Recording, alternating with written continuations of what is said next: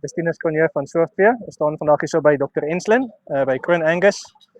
Dokter, ek dink dit was 'n baie goeie veiling geweest vandag. Die gemiddeld van die bulle was so 91.000.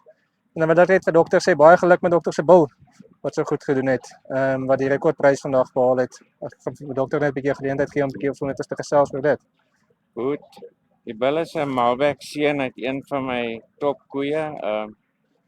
Sy's 'n 2017 model en sy teel elke jaar vir my besonder goed en dan die pa Malbec doen ook uitstekend vir my en is een van daai bulle wat mens baie swaar verkoop, kruip in mense hart in, baie mooi geaardheid.